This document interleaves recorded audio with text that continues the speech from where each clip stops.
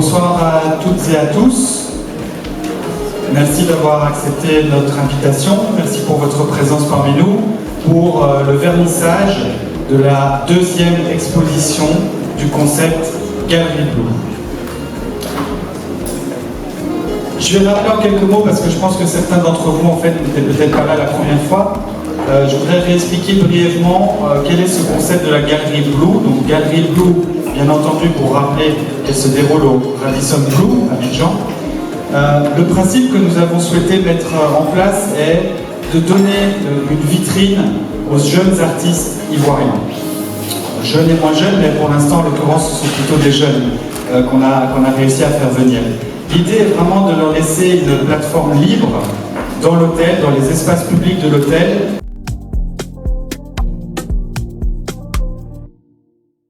Alors, il s'agit du concept de la Galerie Blue. Donc, c'est le Radisson Hotel en partenariat avec Yahoo Agency qui décide d'offrir une lucarne aux jeunes artistes plasticiens, voilà, en exposant justement dans leurs murs. Alors ici, il s'agit aujourd'hui de présenter Jaosvald, qui est un artiste peintre ivoirien formé à l'école des Beaux-Arts d'Abidjan, qui aujourd'hui présente une nouvelle série qui s'appelle Nouvelle Identité. Alors, Jaosvald, il est reconnaissable par la plénitude de points d'interrogation qui se trouvent dans ses œuvres parce qu'il a développé un concept qui s'appelle le questionnisme.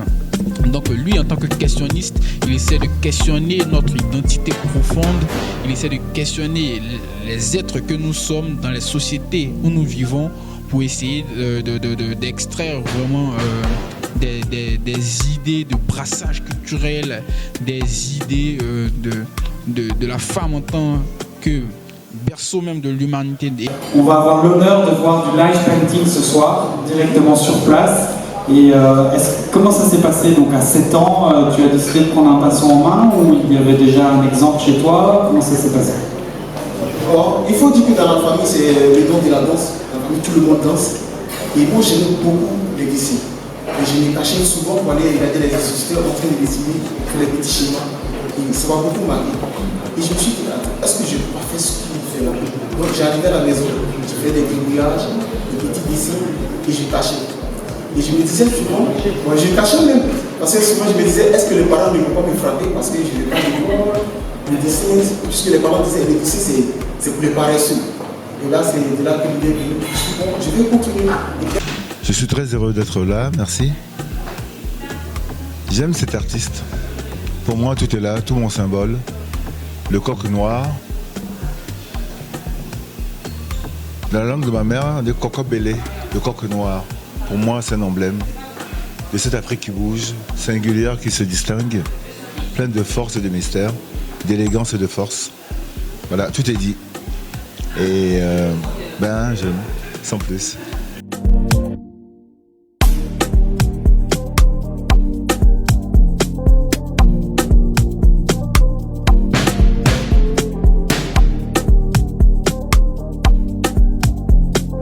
Il faut aller plus loin, il faut produire plus, il faut essayer d'allier ça avec les nouvelles technologies pour vendre plus loin, un peu partout, plus souvent, même petit, mais occuper vraiment le monde avec nos codes, nos symboles. Et ces jeunes ont beaucoup de choses à dire. Je pense que c'est le temps est venu. On a juste à s'ouvrir un peu plus et aller à la conquête du monde. On a tellement de choses à expliquer.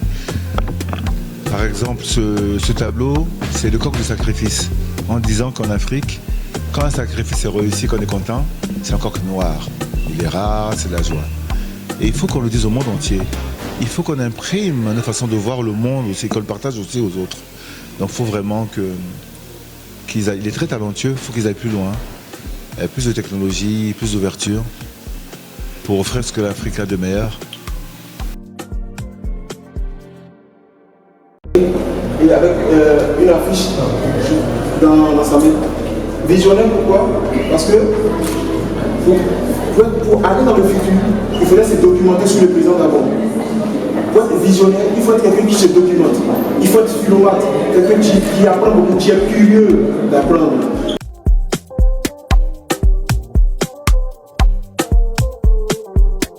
Bonsoir, je m'appelle Christophe Bataille, je suis le directeur général du Radisson Blu Abidjan Airport. Et donc c'est un plaisir ce soir d'accueillir un nouvel artiste dans le cadre d'un concept que nous avons nommé Galerie Blue. Au départ, Galerie Blue, l'idée est d'offrir une plateforme, plus de visibilité aux jeunes artistes ivoiriens et de trouver un concept qui peut convenir à la fois à l'hôtel et aux artistes. D'un côté, égayer les couloirs, les murs de l'hôtel par toutes ses œuvres, et d'un autre côté, offrir une visibilité face à un large public aux jeunes artistes qui n'ont pas toujours la chance de trouver des endroits où exposer, où se faire découvrir, où montrer leurs œuvres et leurs peintures. Alors dans la sélection, on a eu le choix entre plusieurs artistes. On en découvre encore, évidemment. Il y a tellement de richesses en Côte d'Ivoire. Mais ce qui nous a, je pense, interpellé en premier chez Oswald, c'est les couleurs. D'abord, beaucoup de couleurs qui ressortaient. On s'est tout de suite imaginé, on s'est projeté que ces peintures très colorées, très vives, allaient vraiment bien ressortir dans les couloirs de l'hôtel. Ensuite, il y avait très rapidement, on a détecté ces fameux points d'interrogation qui étaient présents un petit peu partout. Une combinaison entre du moderne, du traditionnel. La place de la femme qui était très présente aussi. Donc, tous ces éléments mis ensemble, de la gaieté, de la richesse, nous ont vraiment donné envie de l'exposer. Donc l'objectif premier, leur offrir une plateforme de la visibilité. Évidemment, nous sommes de tout cœur avec eux en espérant aussi que ça va déclencher des ventes parce que bon, ils ont quand même aussi envie de vivre de leur passion. Et tout à la fin, le concept est de garder 2 de leurs peintures à l'hôtel et de les exposer de façon permanente dans une suite qui prendra le nom de l'artiste et qui resteront de manière permanente pour leur prolonger leur visibilité et là aussi peut-être les faire découvrir auprès de certains de nos clients qui logeraient dans cette suite. Je m'appelle Ange-Marie Schuller, je suis une artiste peintre également et elle a découvert cette nouvelle collection ici au Radisson Blu. Le point d'interrogation, c'est étonnant, nouveau et très présent dans toutes ses œuvres. Donc on se pose vraiment la question d'où vient ça et le fait qu'on se pose la question, on comprend pourquoi c'est placé partout sur ses œuvres d'art. Et il y a une dernière toile où on voit un enfant dans les bras d'un pharaon. Et la première image qu'on a, c'est que l'enfant nous regarde directement. Et il y a un guide qui nous a expliqué que c'est la première interpellation en fait, d'un enfant quand il vient au monde. Il se pose la question du comment. Donc je suppose que c'est ça la réponse au point d'interrogation sur toutes ces toiles. Donc, voilà. Il faut toujours continuer à croire en sa créativité, de créer. Sur un point de vue spirituel, si on veut prendre la Genèse, on dit que Dieu a créé l'homme à son image. Donc on peut estimer que Dieu lui-même est un artiste. Donc il n'y a pas quelque chose de faux, il n'y a pas quelque chose de bizarre.